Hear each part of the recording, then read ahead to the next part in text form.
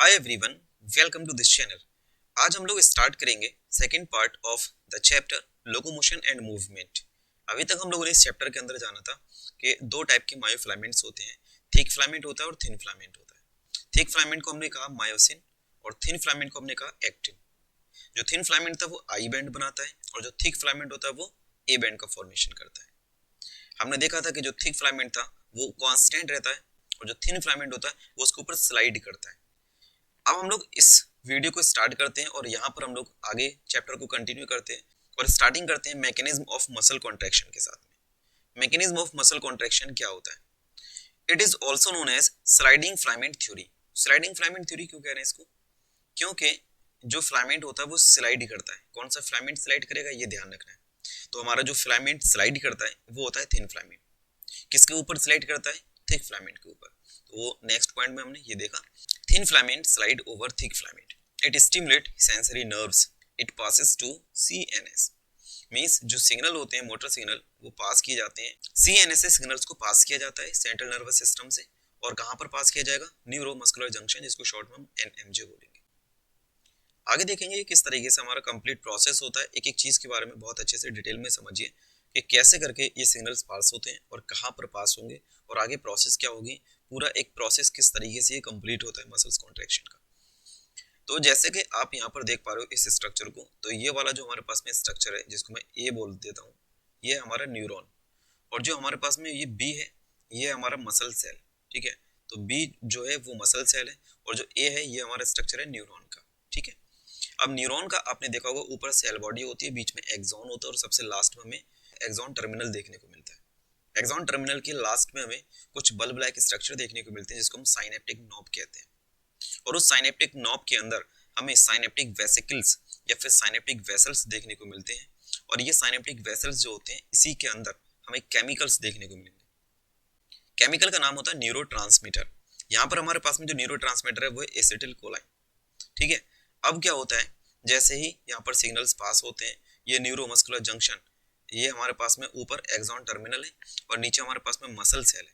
Muscle cell और axon terminal के बीच का जो गैप होता है इसको हम कहेंगे NMJ। क्या बोलेंगे इसको? NMJ, neuromuscular junction. जैसे ही साइनेप्टिक नॉब्स रप्चर होते हैं सारा का सारा एसिटिल कोलाइन इस NMJ में पास कर दिया जाता है। जितना भी एसिटिल कोलाइन इस NMJ में पास कर दिया जाएगा। अब क्या होता है, जो हमारे पास में मसल सेल है, मसल सेल के ऊपर ये बहुत सारे रिसेप्टर्स प्रेजेंट होते हैं। इन रिसेप्टर्स को बोलते हैं, ये रिसेप्टर्स हैं किस चीज के? एसिटिल कोलाइन के। जो केमिकल रिलीज हुआ है उस केमिकल को एक्सेप्ट करने के लिए, उसको रिसीव करने के लिए रिसेप्टर्स होते हैं। और ये रिसेप्टर्स कहाँ पर होते हैं? मसल सेल्स के पास होते हैं। मसल सेल्स ने इन रिसेप्टर्स को रिसीव किया और उसके बाद में जैसे ही इन मसल सेल्स ने रिसेप्टर को रिसीव करते हैं इस मसल सेल के अंदर एक हलचल स्टार्ट होती है। और इस हलचल का रिजल्ट क्या होता है कि इसके अंदर जो अभी हमने एक स्ट्रक्चर देखा था, इस स्ट्रक्चर को बोला था हमने सार्कोप्लाज्मिक रेटिकुलम। सार्कोप्लाज्मिक रेटिकुलम का हमने देखा था कि जो इसके अंदर प्रेजेंट होता है वो कैल्शियम होता है। साइटोप्लाज्मिक रेटिकुलम में कैल्शियम स्टोरेज फॉर्म में होता है। वही कैल्शियम यहाँ से रिलीज हो जाता है जैसे ही यहाँ पर रिसेप्टर्स रिसीव किए जाते हैं। ये जो कैल्शियम होगा सार्कोप्लाज्मिक रेटिकुलम से रिलीज होकर के सार्कोप्लाज्म में पहुंच जाता है। और जब ये सार्कोप्लाज्म में पहुंचेगा उसके बाद कहाँ पहुंचता है, ये चीज अभी मैं आपको पीछे रिमाइंड कराता हूँ कि जब आपने एक्टिन और मायोसिन दोनों का स्ट्रक्चर देखा था तो एक्टिन में आपने एक पॉइंट देखा था जिसको हमने ट्रोपोनिन बोला था। ट्रोपोनिन ने जिसको हाइड किया था वो था मायोसिन बाइंडिंग साइट। उसी मायोसिन बाइंडिंग साइट के पास में कैल्शियम पहुंचेगा, ट्रोपोनिन को साइड करेगा और जो मास्क किया हुआ उसको अनमास्क करेगा। और जैसे ही वो अनमास्क हो जाएगा अब जो मायोसिन का हेड होता है वो उस एक्टिन के साथ में जाकर के बाइंड कर जाता है। अब आगे क्या प्रोसेस होता है वो मैं आपको दिखाता हूँ। अब हम लोग बात करेंगे स्टेप्स ऑफ मसल कॉन्ट्रैक्शन। कौन कौन से स्टेप्स होते हैं जिनको फॉलो करते हुए मसल कॉन्ट्रैक्शन की प्रोसेस कंप्लीट होती है। तो सबसे पहले हम बात करेंगे यहाँ पर थ्योरेटिकल पार्ट को पहले समझ लीजिए, उसके बाद में हम लोग इसका एक डायग्राम के थ्रू चीज़ों को समझेंगे और आपके लिए काफ़ी ज़्यादा आसान हो जाएगा इस स्लाइडिंग फिलामेंट थ्योरी की प्रोसेस को। सबसे पहला पॉइंट अगर हम लोग बात करें तो क्या होता है, जो अभी कैल्शियम रिलीज हुआ है सार्कोप्लाज्म के अंदर पहुंचा है, यही कैल्शियम बाइंड कर जाता है किसके साथ में? ट्रोपोनिन के साथ में। जैसे ही ट्रोपोनिन के साथ में बाइंड करेगा अब यहाँ पर ट्रोपोनिन और ट्रोपोमायोसिन दोनों ही एक्टिव हो जाते हैं। ये हमारा दूसरा पॉइंट हो जाता है। तीसरा पॉइंट कह रहा है कि ये जो कैल्शियम पहुंचा है ट्रोपोनिन के पास में, क्या करता है, ट्रोपोनिन को साइड में कर देता है। जिसने हाइड किया हुआ होता है कौन सी साइड को, मायोसिन बाइंडिंग एक्टिव साइड को उसने हाइड किया हुआ था, उसी को ये क्या कर देगा, अनहाइड कर देगा, या फिर कह सकते हो अनमास्क कर देगा। मास्क का मतलब होता है हाइड करना। अब क्या होता है नेक्स्ट हमारे पास में, नेक्स्ट स्टेप जो है fourth step, cross bridge formation between active site of actin and myosin. जो एक्टिन वाला फिलामेंट है वहां पर मायोसिन बाइंडिंग साइट है, और जो मायोसिन वाला है वहां पर एक्टिन बाइंडिंग साइट है। दोनों की ही जो साइट होती हैं उनके बीच में एक ब्रिज का फॉर्मेशन होता है, उसको हम कहते हैं क्रॉस ब्रिज फॉर्मेशन। जब मायोसिन का हेड एक्टिन के साथ में बाइंड कर जाता है उस टाइम पर एक तरीके से ब्रिज का फॉर्मेशन होता है, उसी को हम कहते हैं क्रॉस ब्रिज। नेक्स्ट हमारे पास में स्टेप जो होने वाला है वो क्या होता है, जब क्रॉस ब्रिज का फॉर्मेशन होता है उसी टाइम पर ये अब स्लाइड करना है इसको, कौन से फिलामेंट को, थिन फिलामेंट को। तो जब थिन फिलामेंट को स्लाइड करना होता है, करता कौन है, थिक फिलामेंट का हेड ऊपर को स्लाइड करेगा ऐसे करके। जैसे ही उसको स्लाइड करता है उसमें एनर्जी का खर्चा होता है, मींस एटीपी का यूज किया जाएगा। Sliding of thin filament over the thick filament means हमारा ये नेक्स्ट स्टेप कंप्लीट हो जाता है। अब इसके बाद में क्या होता है, जब एक एटीपी खर्च हो जाती है और उसने इसको स्लाइड कर चुका होता है, उसके बाद में इसको फिर से दोबारा से एक नए एटीपी की जरूरत पड़ती है। और जब नए एटीपी की जरूरत पड़ती है, जो अभी क्रॉस ब्रिज बना हुआ था इसने इस तरीके से आगे को मूव किया, अब इसको ये अपने हेड को दोबारा से वापस लाना पड़ेगा। और जब ये दोबारा से वापस आएगा तो ऐसे में क्या होगा कि इसका जो क्रॉस ब्रिज है वो उसका ब्रेक डाउन हो जाएगा। तो क्रॉस ब्रिज का ब्रेक डाउन हो जाएगा, दोबारा से ये नए एटीपी को लेने के लिए आएगा। जैसे ये नए एटीपी को लेने के लिए आएगा, अब इसके पास में फिर से एनर्जी है, और अब इसके पास में एक और नया फिलामेंट होगा। जैसे अपने हेड को ऊपर करता है एक दूसरा फिलामेंट आ जाता है और उसके साथ में ये बाइंडिंग करता है। अब इस नए थिन फिलामेंट को ये आगे की तरफ बढ़ाएगा। जैसे इसने इसको स्लाइड किया, उस टाइम पे यहाँ तक आते आते इसके पास में फिर से अपनी एटीपी खत्म हो जाती है। जब ये चिपकेगा क्रॉस ब्रिज का फॉर्मेशन होगा, जब ये यहाँ पर पहुंचेगा एटीपी खत्म होगी, और जब दोबारा से एटीपी को लेने के लिए आएगा क्रॉस ब्रिज ब्रेक डाउन हो जाता है। तो इस तरीके से लगातार क्रॉस ब्रिज का फॉर्मेशन होगा, आगे को पहुंचाएगा, स्लाइड करेगा और दोबारा से नए एटीपी को लेके आएगा, तब क्रॉस ब्रिज का ब्रेक डाउन हो जाता है। और ये प्रोसेस लगातार चलेगी। कब तक चलेगी, कब तक ये प्रोसेस चलती रहेगी, तो फिर आंसर आएगा process continue till calcium pumped back into sarcoplasmic reticulum.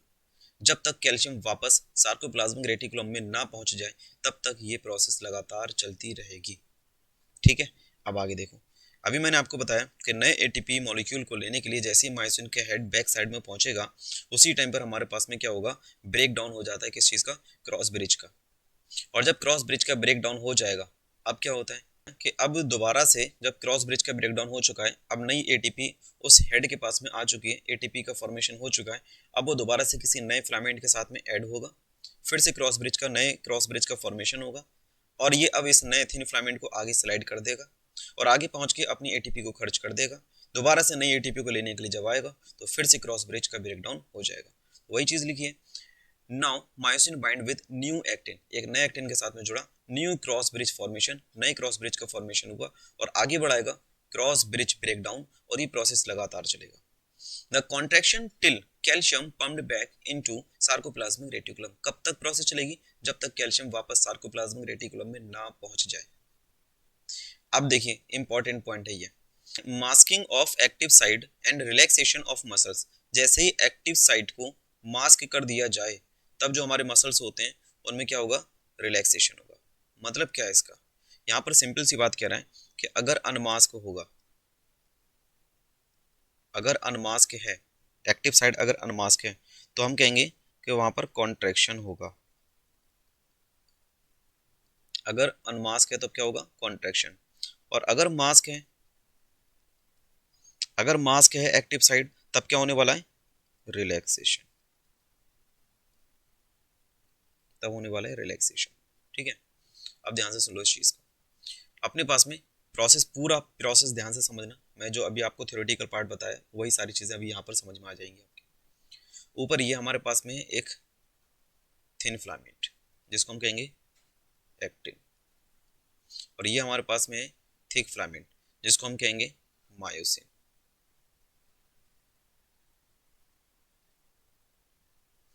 एक थिन फिलामेंट हो गया और एक थिक फिलामेंट हो गया। अब जो हमारे पास में थिक फिलामेंट है उसके पास में ये ग्लोबुलर हेड होता है, शॉर्ट आर्म है, और ये इतना पार्ट हमारे पास में टेल देखने को मिल रहा है। ठीक है, ये अपने पास में ट्रोपोनिन यहाँ पर प्रेजेंट है, और ट्रोपोनिन ने हाइड किया हुआ है किसको, किसको हाइड किया हुआ है बताइए, इसने हाइड किया हुआ है मायोसिन बाइंडिंग साइट। अब क्या होता है, जैसे ही कैल्शियम इसके पास में आता है, कैल्शियम ने ट्रोपोनिन को साइड किया और ये जो मास्क किया हुआ था इसको अनमास्क कर दिया। जैसे ही अनमास्क होगा, इसका जो हेड है यहाँ पर एक एटीपी का फॉर्मेशन होगा और ये एटीपी यूज करेगा और अपना हेड इसके साथ में चिपका देगा। जब इसका हेड इसके साथ में चिपक जाता है यहाँ पर, इस तरीके से ये हो जाता है, ठीक है। अभी कुछ इस तरीके से हमें देखने को मिलेगा, ये जो स्ट्रक्चर है अब यहाँ पर आप देख सकते हो। जैसे ही इसके साथ में जुड़ा हुआ होगा, अभी यहाँ पर था, अभी यहाँ पर पहुंच चुका है, इस टाइम पर हम कहेंगे कि क्रॉस ब्रिज का फॉर्मेशन हुआ है। क्या कहेंगे हम, कि क्रॉस ब्रिज का फॉर्मेशन हुआ है, ठीक है। अब ये क्या करेगा, यहाँ पर जो इसके साथ में ये बाइंड किया हुआ है, ये आगे की तरफ इसको स्लाइड करेगा थिन फिलामेंट को। जैसे ही इसने यहाँ पर था देखो बीच में, अब इसने इतना वापस पहुंचा दिया यहाँ तक, तो ये वाला जो इसका हेड था अब ये यहाँ पर होगा, ये जो इसका हेड है अब यहाँ पर होगा, और ये दिखा रहा है कि इस तरीके से यहाँ पर डॉट डॉट करके हम दिखा सकते हैं इसको कि हेड यहाँ से लेकर के यहाँ पर पहुंच गया। मीन्स हमारा जो हेड यहाँ पर था, ये अभी सामने देख सकते हो, यहाँ पर जो हेड था, यहाँ पर पहले इसने सीधा किया, क्रॉस ब्रिज का फॉर्मेशन किया और यहाँ पर इसको स्लाइड किया, यहाँ तक लेकर के आ गया। अब क्या होता है, जब ये यहाँ पर पहुंचता है तो इसके पास में एटीपी जो होती है वो खत्म हो जाती है, और जब एटीपी खत्म हो जाएगी तब ये नए एटीपी को लेने के लिए वापस आएगा, और जब ये नए एटीपी को लेने के लिए वापस आएगा तो फिर इसका और इसका दोनों का जो क्रॉस ब्रिज बना हुआ वो उस क्रॉस ब्रिज का ब्रेक डाउन हो जाएगा, क्योंकि ये वाला फिलामेंट अब आगे पहुंच चुका है, ये वापस नहीं आ सकता। और जब ये वापस नहीं आएगा तो फिर ये उसको वहां पर छोड़ करके दोबारा से अपने नए एटीपी को लेने के लिए आएगा, और जब दोबारा अपने नए एटीपी को लेने के लिए आएगा तो क्रॉस ब्रिज को तोड़ना पड़ेगा। और ये क्रॉस ब्रिज टूटा, इसने एक नए एटीपी मॉलिक्यूल को बनाया, और जब नया एटीपी मॉलिक्यूल इसके पास में बना, उसके बाद में एक नया थिन फिलामेंट इसी के साथ में अटैच होगा, और इसी तरीके से जैसे ये क्रॉस ब्रिज का फॉर्मेशन हुआ है वैसे दोबारा से क्रॉस ब्रिज का फॉर्मेशन होगा, और ये उसको भी स्लाइड करेगा जिस तरीके से इस वाले फिलामेंट को किया है। और जब आगे पहुंचेगा तो फिर से इसके पास में एटीपी खत्म होगी, तो दोबारा से फिर से ब्रेक डाउन होगा जिस तरीके से यहाँ पर हुआ है, और ये प्रोसेस लगातार चलेगी। कब तक चलेगी, जब तक कैल्शियम वापस सार्कोप्लाज्मिक रेटिकुलम में ना पहुंच जाए। और इसी पॉइंट को डिफाइन करने के लिए यहाँ पर लिखा है कि अगर ट्रोपोनिन मींस जो मायोसिन बाइंडिंग साइट है वो मास्क है, मास्क का मतलब क्या, कैल्शियम वहां पर प्रेजेंट नहीं है, तब तक क्या होगा, रिलैक्सेशन। और अगर वो अनमास्क है, मतलब क्या, कैल्शियम ट्रोपोनिन के पास में प्रेजेंट है, तो इसका मतलब है कॉन्ट्रैक्शन की प्रोसेस होगी। तो जब तक कैल्शियम है तब तक कॉन्ट्रैक्शन, और जब तक कैल्शियम नहीं होगा तो रिलैक्सेशन हो जाता है। कैल्शियम अगर सार्कोप्लाज्मिक रेटिकुलम के अंदर है तो रिलैक्सेशन हो रहा है, और कैल्शियम अगर सार्कोप्लाज्मिक रेटिकुलम के बाहर है तो कॉन्ट्रैक्शन हो रहा है। किसी भी तरीके से आप इस चीज को बहुत ही आसान से समझ सकते हो, और किसी भी तरीके से आपसे पूछा जा सकता है। तो बस सिंपल सी बात यह है कि अगर ट्रोपोनिन हटा हुआ है मतलब कैल्शियम वहां पर है, और अगर कैल्शियम वहां पर है, ट्रोपोनिन वहां पर हटा हुआ है, मतलब कॉन्ट्रैक्शन हो रहा है। क्लियर है। जैसे ही कैल्शियम वापस जाएगा, सार्कोप्लाज्मिक रेटिकुलम में पहुंच जाएगा, जो मास्क किया हुआ सिस्टम दोबारा से आ जाएगा, और दोबारा से हमारा जो मसल होगा वो रिलैक्सेशन की फॉर्म में पहुंच जाएगा। सिंपल है। क्लियर। आगे बढ़ते हैं। तो इस तरीके से हमारा स्लाइडिंग फिलामेंट थ्योरी का कॉन्सेप्ट कंप्लीट हो जाता है। अब आपको ध्यान में रखना है, यहां से आपके क्वेश्चंस बनेंगे कि जो आपने ऊपर वाला स्ट्रक्चर देखा था, उस दौरान अगर हम कॉन्ट्रैक्शन की प्रोसेस को देखते हैं तो आप देख पाते होंगे कि हमने देखा दो जेड लाइन के बीच में हमें एक स्ट्रक्चर देखने को मिला, जिसको हमने कहा था स्ट्रक्चरल एंड फंक्शनल यूनिट, जिसको हमने नाम दिया सार्कोमियर। क्या नाम दिया, सार्कोमियर।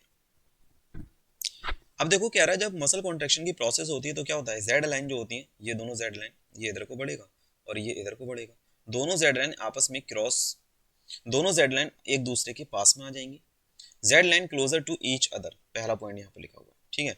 अब अगर जेड लाइन पास पास में आ रही तो जेड लाइन के बीच का जो हमारे पास में स्ट्रक्चर होता है जिसको हमने सार्कोमियर बोला है, बताओ सार्कोमियर की लेंथ छोटी होगी या बड़ी होगी या फिर कांस्टेंट रहेगी।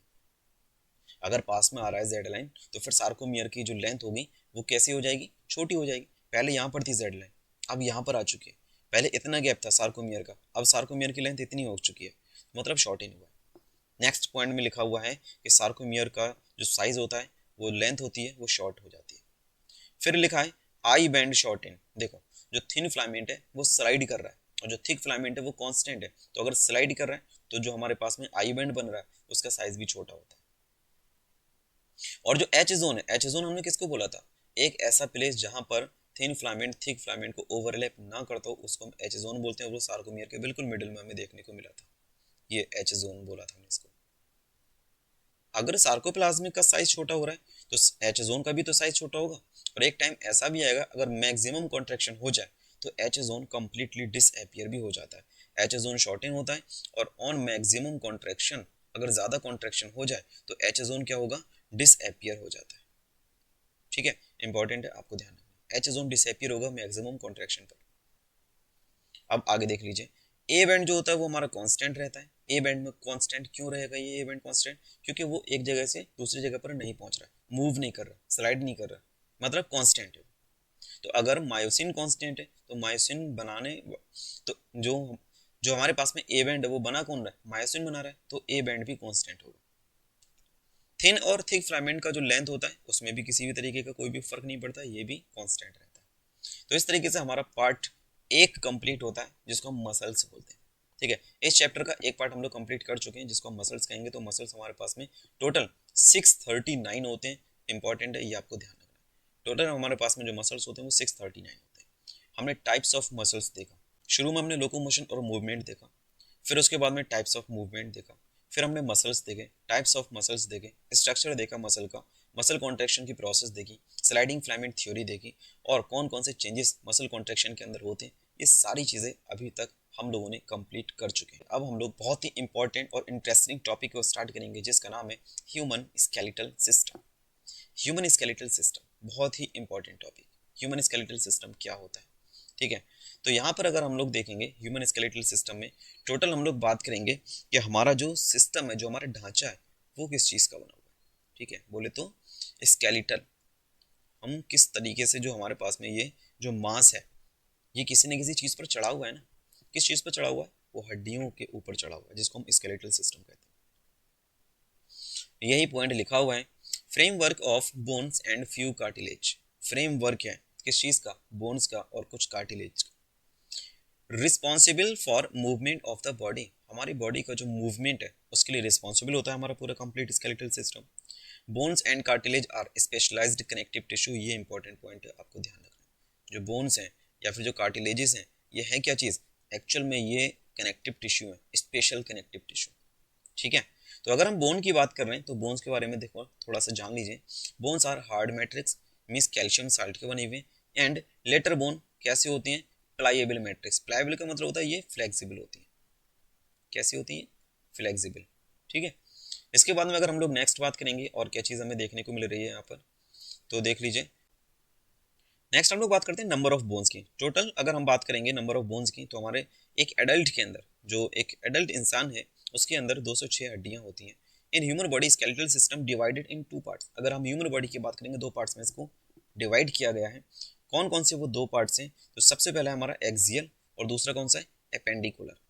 एक्सियल के अंदर टोटल नंबर ऑफ बोन्स जो हमारे पास में वो 80 बोन्स है, और जो हमारे पास में एपेंडिकुलर है वहां पर हमारे पास में कितनी बोन्स है, 126। और अगर आप 80 और 126 काउंट करेंगे तो हमारे पास में टोटल नंबर ऑफ बोन्स निकल कर आ जाएगा 206। इस तरीके से हमारे पास में कंप्लीटली नंबर ऑफ बोन्स को डिवाइड किया गया। अब यहाँ पर थोड़ा सा इन्होंने किस तरीके से डिस्ट्रीब्यूशन होता है हमारी 80 बोन्स का वो चीज़ को डिफाइन किया। तो अगर हम बात करेंगे स्कल की तो यहाँ पर हमें 29 बोन्स देखने को मिलती है स्कल में। ठीक है, फिर वर्टिब्रल कॉलम की बात कर रहे हैं जो हमारे ये रीढ़ की हड्डी में प्रेजेंट होती हैं। वर्टिब्रल कॉलम में 26 बोन्स होती हैं। जो हमारी फ्रंट बोन है वो कौन सी है, स्टर्नम है। ठीक है, फ्रंट बोन हमारी स्टर्नम।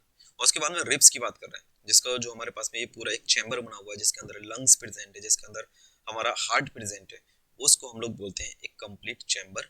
और वो किस चीज़ का बना हुआ है, रिब्स का बना हुआ है। टोटल नंबर ऑफ बोन्स यहाँ पर 24। अगर आप इसको काउंट करो 29, 26, 1 एंड 24 तो हमारे पास में टोटल नंबर आ जाता है 80 बोन्स का।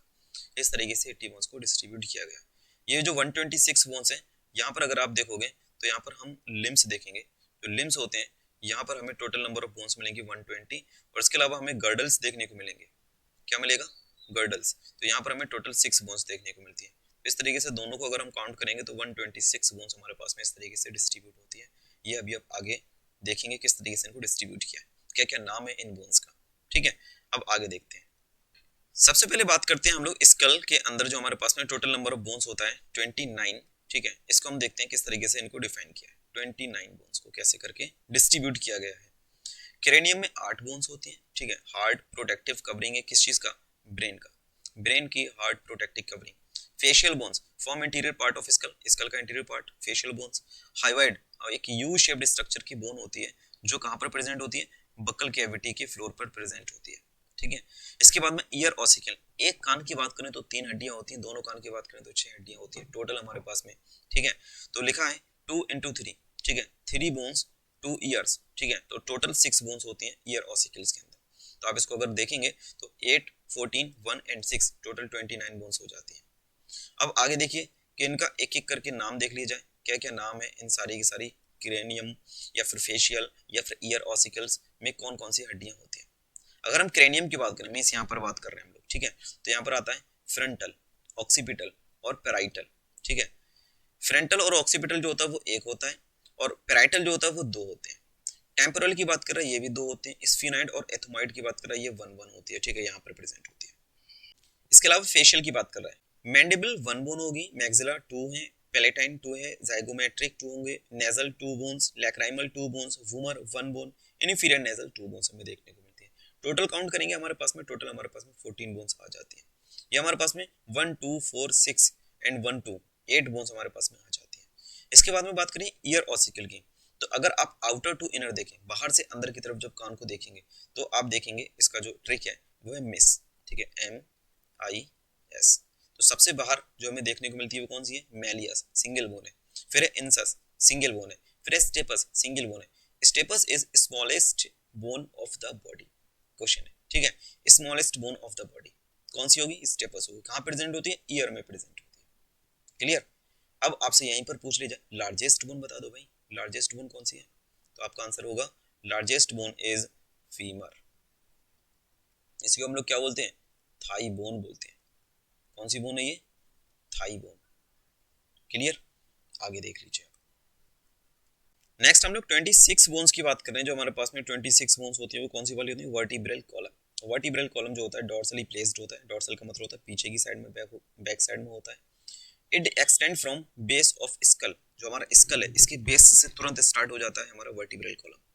इसके बाद it constitute main frame of trunk, ये हमारा पूरा जो धड़ है इस ट्रंक को जो हुआ वो फ्रेमवर्क प्रोवाइड कराने का काम करता है हमारा वर्टिब्रल कॉलम। फंक्शन क्या है इसके, इंपॉर्टेंट है, ध्यान रखना। It help to support skull, skull को सपोर्ट करता है। It is site of musculature back and ribs, back और रिब्स के लिए काफी अच्छा फ्रेमवर्क तैयार किया गया है।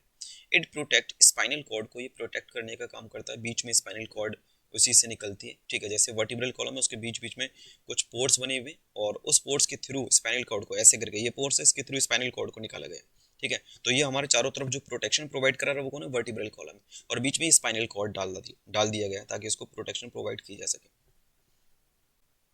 इसके बाद में देखेंगे it protect spinal cord, hollow neural central canal in vertebra, ठीक है, hollow neural central canal in vertebra. हर एक वर्टिब्रल कॉलम, पूरे हर एक वर्टिब्रा के अंदर एक हॉलो न्यूरल कैनाल प्रेजेंट होती है और उसी के थ्रू पास किया जाता है किसको, स्पाइनल कॉर्ड को पास किया जाता है, ठीक है। वो चीज़ यहाँ पर लिखा। वर्टिब्रल कॉलम के अंदर कौन कौन सी बोन्स होती हैं, तो फिर आप देख लीजिए। सबसे पहली बोन जो हमारे पास में वो है सर्वाइकल, सबसे पहली बोन हमारे पास में सर्वाइकल जो 7 बोन्स होती हैं, थोरेसिक 12 बोन्स होती हैं, लंबर लंबर जो होती है वो 5 बोन्स होती हैं, और जो सैक्रल होती है वो भी 5 बोन्स होती हैं, और जो कॉक्सिस होता है वो 4 बोन्स होती है। अब इंपॉर्टेंट पॉइंट ये है कि इसको हम C7 से लिखते हैं, ठीक है, C7, फिर आता है T12, फिर आता है L5, ठीक है। तो ये अपने पास में जो C है सर्वाइकल 7 बोन्स होती है, T थोरेसिक 12 बोन्स होती हैं, L लंबर 5 बोन्स होती हैं। इसके बाद में जो सैक्रल है इसको हम लिखते हैं S से, लेकिन बोन्स कितनी है इसकी 5, लेकिन ये सिंगल बोन होती है लेकिन फ्यूज्ड फॉर्म में होती है, इसलिए हम इसको कैसे लिखेंगे, ब्रैकेट के अंदर। फिर इसके बाद में कॉक्सिक्स, कॉक्सिक्स को हम लोग लिखेंगे CO, कितनी बोन्स हैं 4 बोन्स, लेकिन किस फॉर्म में, फ्यूज्ड फॉर्म में, इसलिए हम लोग इसको ब्रैकेट में लिखेंगे। तो ये एक कंप्लीट फार्मूला हमारे पास में देखने को मिलता है, किस चीज़ का है ये, वर्टिब्रल कॉलम का फार्मूला है। C7 T12 L5 S5 fused form में है और CO4 फ्यूज्ड फॉर्म में है। टोटल अगर आप इसका निकाल करके देखोगे तो अपने पास में टोटल नंबर ऑफ बोन्स निकल कर आएगा 26, ठीक है। इस तरीके से मेरे पास में ये देखने को मिलता है। अब इसके बाद में देखेंगे कौन सी बोन होगी, स्टर्नम। स्टर्नम कहाँ पर होती है, सिंगल वेंट्रल, वेंट्रल का मतलब क्या है, फ्रंट साइड में सामने प्रेजेंट होगी, ये वेंट्रल बोन होती है, ठीक है। अब मिड लाइन ऑफ थोरेसिक, कहाँ पर होगी, mid line of thoracic chamber, ठीक है। इसके बाद में फ्लैट बोन होती है, it is also known as chest bone. किस नाम से जानते हैं इसको, चेस्ट बोन के नाम से जानते हैं। नेक्स्ट हम लोग बात करेंगे रिब्स की। कितनी हड्डियां होती हैं रिब्स में, 24 हड्डियां होती हैं, मींस 12 पेयर्स हमें देखने को मिलते हैं, 12 पेयर्स ऑफ बोन्स होंगे, थिन होते हैं, फ्लैट बोन्स होते हैं। It connects dorsally to vertebra, dorsal side से किसके साथ में जुड़ी हुई होती है, वर्टिब्रल कॉलम के साथ में, और वेंट्रली किसके साथ में जुड़ी हुई होती है, ये स्टर्नम के साथ में जुड़ी हुई होंगी। डॉर्सली का मतलब क्या है, अभी मैंने आपको बताया, डॉर्सली का मतलब है बैक साइड से, और ये जो वेंट्री लिखा हुआ है इसका मतलब है क्या, फ्रंट साइड से। तो सामने से किसके साथ में जुड़ी हुई, स्टर्नम के साथ, और पीछे से किसके साथ में जुड़ी हुई, वर्टिब्रल कॉलम के साथ में जुड़ी हुई, ठीक है। अब देखो कैसे करके इनको डिस्ट्रीब्यूट किया गया। टोटल अगर हम लोग बात करें, रिब्स की बात कर रहे हैं हम लोग अभी, तो टोटल अगर बात करें तो इनको 3 तरीके से हमने डिवाइड किया।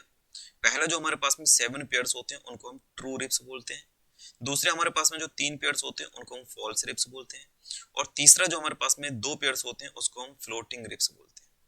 अब यहाँ पर ऐसा क्यों बोला गया, क्योंकि जो शुरू के 7 पेयर्स होते हैं वो डॉर्सली वेंट्रली डायरेक्टली कनेक्टेड होते हैं, इसीलिए इसको कहा वर्टिब्रल कॉलम से भी अटैच है, स्टर्नम से भी अटैच है, तो कहते हैं vertebro sternal ribs, vertebro sternal ribs, vertebral column से भी अटैच्ड होंगे और स्टर्नम से भी अटैच्ड होंगे और डायरेक्टली अटैच्ड होंगे। हमारे पास में जो अगले 3 पेयर्स होते हैं जिसको हम फॉल्स रिब्स बोलते हैं, क्यों बोला जाता है इनको, क्योंकि ये डॉर्सली तो होते हैं वर्टिब्रल कॉलम के साथ में अटैच, लेकिन वेंट्रली ये उसके डायरेक्टली कनेक्टेड नहीं होते, इनडायरेक्टली स्टर्नम के साथ में कनेक्टेड होते हैं, इसलिए इसको कहा जाता है vertebro chondral ribs, vertebro chondral ribs. फिर लास्ट वाले जो हमारे 2 पेयर्स बचे हुए हैं फ्लोटिंग रिब्स जिसको बोला जाता है, ऐसा इनको क्यों बोला जाता है, क्योंकि ये डॉर्सल साइड से तो वर्टिब्रल कॉलम के साथ में डायरेक्टली कनेक्टेड होते हैं, बट फ्रंट से ना तो ये डायरेक्टली कनेक्टेड है ना ही इनडायरेक्टली कनेक्टेड है, ऐसे ही फ्लो होते रहते हैं, ठीक है। तो इसीलिए इसको बोला जाता है फ्लोटिंग रिब्स। कुछ इस तरीके से हमें इसका स्ट्रक्चर देखने को मिलता है, ये देखेंगे आप इसके स्ट्रक्चर को, तो हमारा जो स्ट्रक्चर होगा, ये अपने पास में जो एक बोन ये है, एक बोन ये है, इस बोन का नाम है क्लेविकल, आगे पढ़ेंगे इसको। क्लेविकल को ही बोला जाता है ब्यूटी बोन, या फिर कहेंगे इसको कॉलर बोन, ठीक है। अब इसके बाद में ये स्टर्नम, सामने हमारे पास में फ्लैट जो बोन देखने को मिल रहा है स्टर्नम है, और पीछे की साइड में कहीं ना कहीं वर्टिब्रल कॉलम प्रेजेंट होगा, और पीछे से और सामने स्टर्नम के साथ में कुछ इस तरीके से फ्रेमवर्क हमारा तैयार होता है रिब्स का। तो शुरू के 7 पेयर्स ट्रू, और उसके बाद में 3 पेयर्स फॉल्स, और उसके लास्ट वाले पेयर्स जो होंगे वो फ्लोटिंग रिब्स होते हैं। कैसे करके क्या होता है सारी चीजें मैं आपको बता चुका हूँ, स्ट्रक्चर में कुछ फ्रेमवर्क इस तरीके से तैयार होता हुआ दिखा है। नेक्स्ट हमारे पास में टॉपिक आता है अपेंडिकुलर। अभी तक हम लोगों ने 80 बोन्स का डिस्ट्रीब्यूशन कर दिया है, now we starting appendicular system, appendicular part of the skeletal system. तो मैंने अभी आपको शुरू में बताया कि हमारे पास में लिम्स जो होते हैं, टोटल हमारे पास में 120 बोन्स होती हैं लिम्स में, जिसमें अपर लिम हमें देखने को मिलेगा और लोअर लिम, मीन्स हमारे हैंड्स हैं, ठीक है, अपर लिम्स, और जो हमारे फीट्स हैं उसको हम कहेंगे क्या, लोअर लिम्स, ठीक है। अब अगर बात करें गर्डल की, तो यहाँ पर हमें 6 बोन्स देखने को मिलते हैं गर्डल्स के अंदर, तो अभी गर्डल्स को डिटेल में जानेंगे, ठीक है, इसको अभी रहने देते हैं, अभी फिर लिम्स को स्टार्ट करते हैं। जो हमारे पास में लिम्स है, अपर लिम्स, वहां पर भी हमें 60 बोन्स देखने को मिलेंगे, और जो लोअर लिम्स है वहां पर भी हमें 60 बोन्स देखने को मिलती हैं। तो हम कह सकते हैं टोटल हमारे पास में जो लिम्स हैं वो कितने, 4 लिम्स। तो एक लिम्ब के अंदर कितनी हड्डियां, 4, तो 3 into 4 टोटल हमारे पास में कितनी बोन्स हो जाएंगी, 120 बोन्स। कहां पर, ये लिम्स के अंदर, ठीक है। डिस्ट्रीब्यूशन देख लिया जाए भाई किस तरीके से हमारे पास में डिस्ट्रीब्यूशन होता है इन 126 बोन्स का।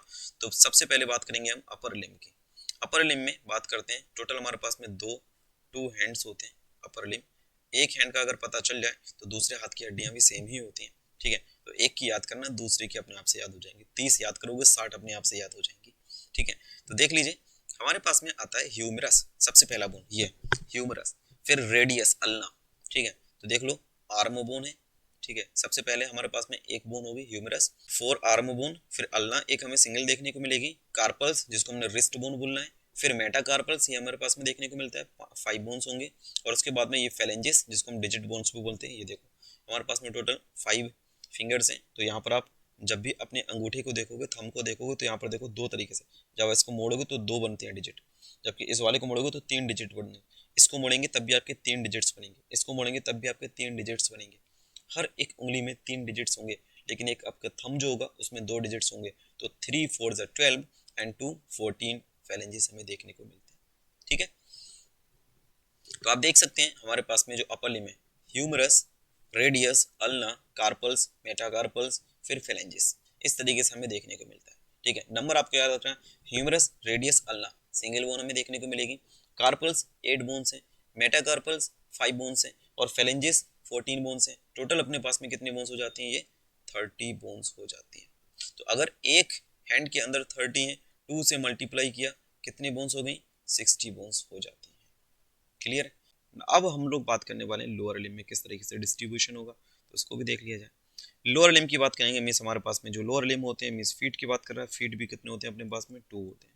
ठीक है, तो सबसे पहली जो हमारे पास में सबसे बड़ी जो बोन होती है उसको हम कहते हैं फीमर, इसी को बोलेंगे हम thigh bone, largest bone of the body, important है, ध्यान रखना है आपको। इसके बाद में स्टार्ट होता है टिबिया, फिर होता है फिबुला, ये तीनों एक सिंगल सिंगल बोन हमें देखने को मिलती है। फिर नेक्स्ट हमारे पास में जो बोन होती है वो टार्सल मीन्स एंकल बोन होती है, जैसे वहां पर हम देखा कार्पल, यहाँ पर हम देख रहे हैं टार्सल। फिर हमने हैंड में देखा था मेटाकार्पल, यहाँ पर हम देखेंगे मेटाटार्सल, कितने होते हैं, 5, और इसको बोलते हैं सोल बोन, वहां पर हमने कहा था पाम बोन। फिर होते हैं फेलेंजेस, ये हमें सेम देखने को मिलते हैं, इसी को हमने डिजिट बोन्स बोला था। तो हाथ की हड्डियां, हाथ की उंगली और पैर की उंगली दोनों में सेम डिजिट्स हमें देखने को मिलेंगे। पटेला, इसको हम नी बोन बोलते हैं, ये कप शेप्ड स्ट्रक्चर होता है और ये कवर करके रखता है किसको, नी को, सामने से या पीछे से, वेंट्रल साइड से ये कवर करके रखेगा, मतलब फ्रंट से ये हमारे जो नी होती है उसको कवर करके रखने का काम करता है, इसका नाम है पटेला। तो एक बार शुरू से देख लीजिए, अगर आप पैर को देखेंगे तो सबसे ऊपर हमें फीमर, फिर उसके नीचे घुटने से नीचे बात कर रहा है, नी से नीचे पहुंचेंगे जैसे, तो टिबिया और फिबुला, उसके बाद में एंकल बोन आती है, उसको कहेंगे हम टार्सल, फिर आती है उसके बाद में सोल बोन, जिसको हम कहेंगे मेटाटार्सल, उसके बाद में उंगलियां आ जाती हैं, उसको हम कहेंगे फेलेंजेस। इसके बाद में आपका जो नी है उसको भी कवर करते हुआ एक बोन होगा, उसको हम कहेंगे क्या, पटेला। इस तरीके से अपना टोटल अगर आप काउंट करोगे यहाँ पर तो 30 बोन्स हमें देखने को मिलती हैं, और 30 को अगर आप 2 से मल्टीप्लाई कर दोगे तो अपने पास में 60 बोन्स का टोटल नंबर आ जाता है। इस तरीके से अपना डिस्ट्रीब्यूशन होता है हैंड एंड फीट दोनों का कंप्लीट, जिसमें हमने 120 बोन्स को कंप्लीट कर लिया। गर्डल्स की हम लोग बात करेंगे अब, तो गर्डल्स में अपने देखा कि 6 बोन्स हमें देखने को मिलते हैं। It help in articulate pectoral girdle means upper limb, और अगर हम पेल्विक गर्डल की बात कर रहे हैं तो लोअर लिम्ब।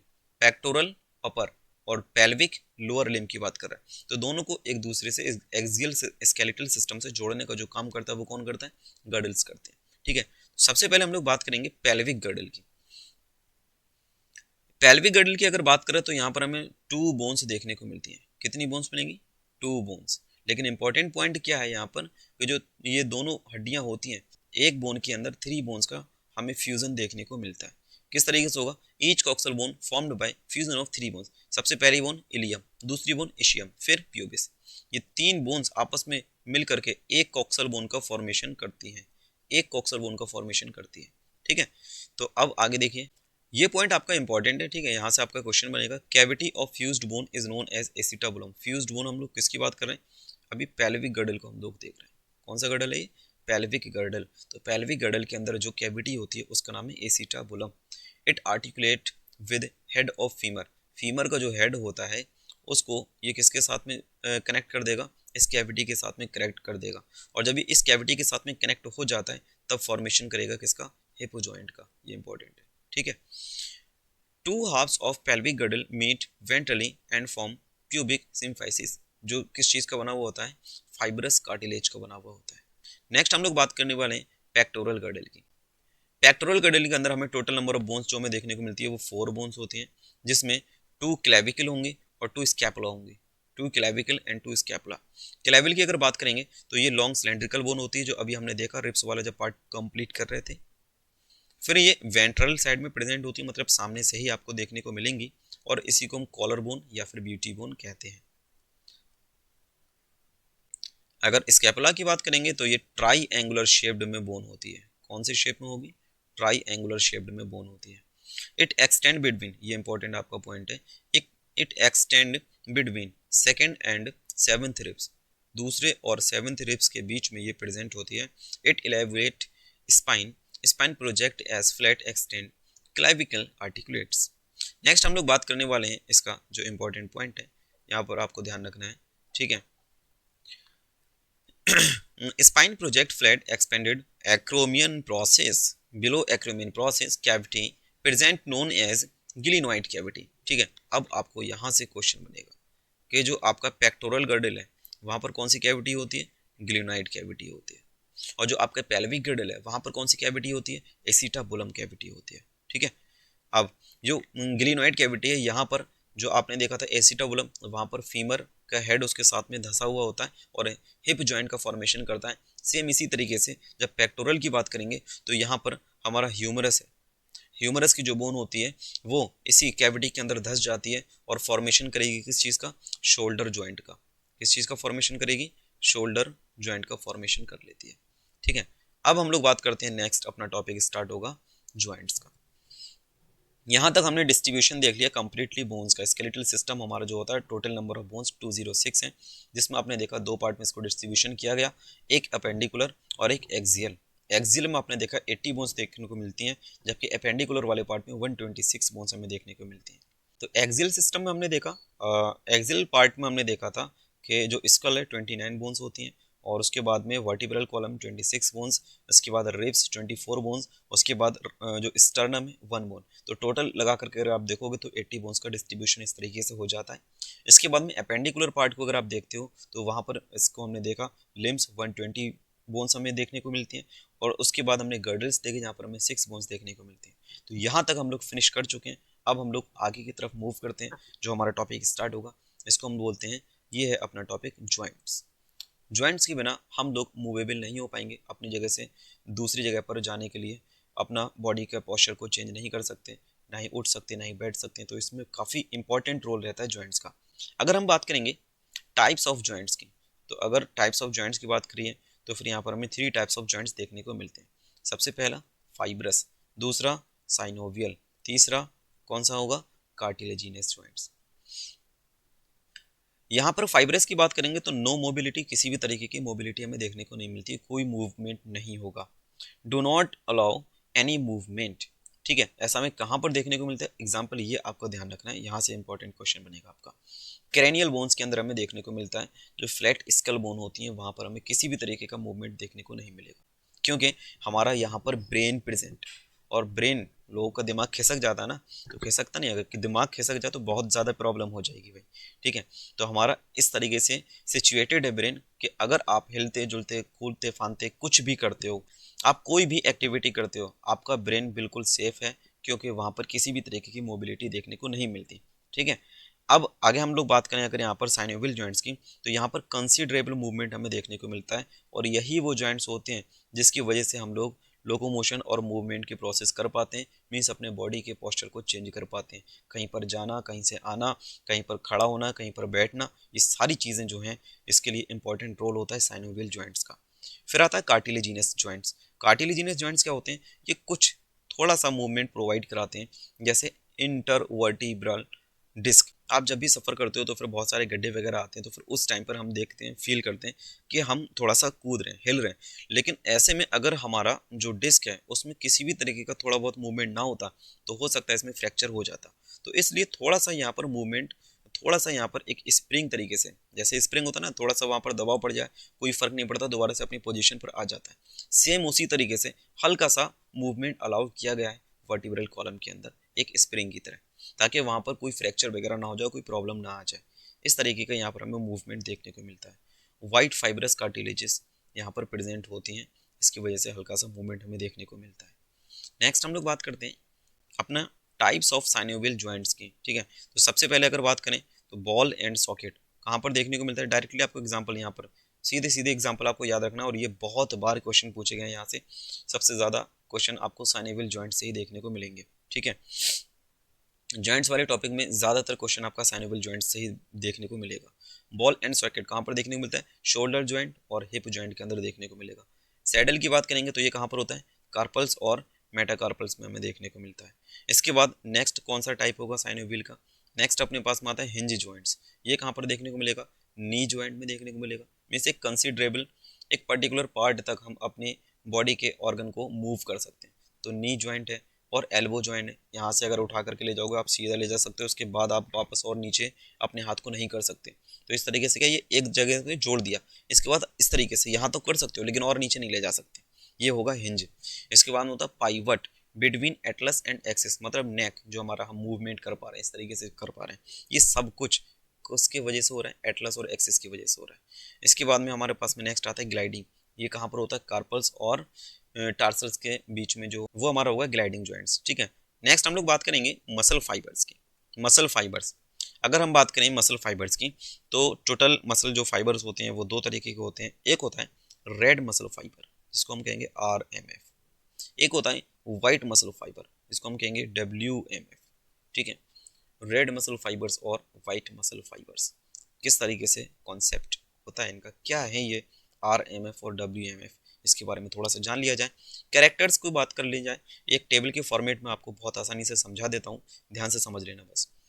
कैरेक्टर्स हमने उठाया है, सबसे पहला मायोग्लोबिन की अगर बात करेंगे तो RMF में मायोग्लोबिन ज़्यादा होता है और WMF में मायोग्लोबिन कम होता है। नाम से भी पता चला ये रेड है और ये वाइट है। रेड किसकी वजह से, मायोग्लोबिन की वजह से, क्योंकि रेड कलर का पिगमेंट होता है, इसी की वजह से इसका कलर रेड होता है। नेक्स्ट हम लोग बात करेंगे माइटोकॉन्ड्रिया की। तो माइटोकॉन्ड्रिया ज़्यादा कहाँ पर होते हैं, रेड वाले में होते हैं, कम कहाँ पर होते हैं, व्हाइट वाले में होते हैं। रेस्पिरेशन टाइप की अगर बात करें तो यहाँ पर एरोबिक होता है और यहाँ पर एनएरोबिक होता है। मसल फैटिक्स यहाँ पर कम होती हैं, यहाँ पर बहुत ज़्यादा होती हैं। क्यों, क्योंकि यहाँ पर लैक्टिक एसिड का एक्यूमुलेशन होता है, इस वजह से वाइट मसल फाइबर्स में मसल फैटिक ज़्यादा होगा। सार्कोप्लाज्मिक रेटिकुलम जो अभी हम लोग स्ट्रक्चर पढ़ के आए हैं, तो वो RMF में कम होते हैं और WMF में ज़्यादा होते हैं। कॉन्ट्रैक्शन की बात करेंगे तो यहाँ पर स्लो होता है, लॉन्ग टाइम के लिए होता है। कोई भी चीज़ अगर कम समय में तैयार हो रही है तो फिर वो लॉन्ग टाइम तक जुड़ेगी, लॉन्ग टाइम तक रहेगी। और कोई चीज़ अगर बहुत तेज़ी से हो रही है, फास्ट, उसको कहते हैं शॉर्ट टाइम पीरियड के लिए है भाई, ठीक है। तो धीरे धीरे कामयाब हो, मेहनत करके कामयाब हो, आपका एक अच्छा कैरेक्टर बनेगा, चीज़ों को सीखेंगे। तो कोई भी चीज़ बहुत ज़्यादा तेज़ी से अगर बिल्डअप हो जाती है तो वो लॉन्ग लास्टिंग नहीं रहती। और कोई चीज़ जो धीरे धीरे करके अपने मजबूती को, चीज़ों को सीखते हुए हो रही है, वो लॉन्ग लास्टिंग रहेगी। ठीक इसी तरीके से जैसे कि आप अभी तैयारी कर रहे हो, मेहनत कर रहे हो, लगातार जुड़े हुए हो, बहुत मेहनत से आप पढ़ाई कर रहे हो और उसके बाद जब आप सक्सेसफुल डॉक्टर बनेंगे तब वो कामयाबी हमेशा हमेशा के लिए रहेगी। इसका कोई भी शॉर्टकट नहीं है। कोई भी शॉर्टकट अगर कोई देखेगा तो वो हो सकता है कुछ समय के लिए कामयाब हो जाए, लेकिन लॉन्ग लास्टिंग उसकी वो सक्सेस नहीं रहती, ऐसा ज़्यादातर होता है। यहाँ पर आप एग्जाम्पल देख सकते हो, ये बैक मसल्स का एग्जाम्पल था। और आईलिड्स, जैसे आप हम तेजी से बहुत ज़्यादा तेजी से मूवमेंट कर सकते हैं आईलिड्स, तो ये फास्ट होता है और शॉर्ट टाइम के लिए होता है। Last topic of the chapter we are covering now. अब हम लोग बात करने वाले हैं डिसऑर्डर्स के बारे में। डिसऑर्डर्स किसके, स्केलेटल सिस्टम के डिसऑर्डर्स। सबसे पहले बात करें मैस्थीनिया ग्रेविस, ये क्या होता है। It is an auto immune disorder, ये एक तरीके का ऑटो इम्यून डिसऑर्डर है, ठीक है। अफेक्ट करता है न्यूरोमस्कुलर जंक्शन को, और वीकनेस और पैरालिसिस ऑफ स्केलेटल मसल्स के लिए रिस्पॉन्सिबल होती है ये डिसीज, ठीक है। पैरालिसिस हो गया, वीकनेस हो जाती है हड्डियों में, ये किस वजह से होती है, मैस्थीनिया ग्रेविस, ये इसके सिम्टम्स है। मस्कुलर डिस्ट्रॉफी क्या होता है, it is a genetic disorder, it is a genetic disorder, cause of degeneration of skeletal muscle जो होती है वो डिजेनरेट होना स्टार्ट कर देती है, जेनेटिक डिसऑर्डर है, ठीक है। इसके बाद में टेटानी की बात करते हैं। वाइल्ड कॉन्ट्रैक्शन, खतरनाक कॉन्ट्रैक्शन होता है बॉडी के अंदर। क्यों होता है ऐसा, क्योंकि कैल्शियम की कमी हो जाती है बॉडी के अंदर, इस वजह से। नेक्स्ट हम लोग बात करेंगे आर्थराइटिस। आर्थरा मतलब ज्वाइंट, आइटिस इन्फ्लामेशन, ठीक है। इन्फ्लामेशन अगर ज्वाइंट्स में हो जाए उसको हम आर्थराइटिस कहते हैं। ऑस्टियोपोरोसिस क्या होता है, ये एक तरीके का एज रिलेटेड डिसऑर्डर है। जैसे जैसे एज बढ़ती है वैसे वैसे जो मास होता है बोन्स का वो डिक्रीज होना स्टार्ट होता है। और जब डिक्रीज हो जाता है ऐसे में, तो एस्ट्रोजन लेवल भी कम होता है इस टाइम पर। तो ऐसे में क्या होता है, एस्ट्रोजन लेवल कम हो रहा है, डिक्रीज हो रहे हैं उसके चांसेस, तो क्या होगा, जो बोन्स होती हैं उनके फ्रैक्चर होने का चांस जो होता है वो इंक्रीज हो जाता है। अगर चलते फिरते भी इंसान गिर जाए तो फिर बोन्स के फ्रैक्चर होने के चांसेस ज़्यादा होते हैं, इस केस में ऑस्टियोपोरोसिस बोलते हैं इसको। और इसके बाद में अगर हम लोग बात करेंगे last topic of the chapter, that is got, इसको कहते हैं इन्फ्लामेशन ऑफ जॉइंट्स। किस वजह से होता है, यूरिक एसिड के एक्यूमुलेशन की वजह से इन्फ्लामेशन अगर होता है उसको हम कहते हैं गाउट। सो प्यारे बच्चों, मुझे पूरी उम्मीद है कि आपने इस चैप्टर को बहुत ही अच्छे से कंप्लीट किया है। हम लोग लोकोमोशन और मूवमेंट के चैप्टर को फिनिश कर चुके हैं। आप लोगों को अगर ये पीडीएफ चाहिए तो मैं आपको इसकी पीडीएफ प्रोवाइड करा दूंगा। आप टेलीग्राम को ज्वाइन कर सकते हो, वहाँ से इस पीडीएफ को डाउनलोड कर सकते हो।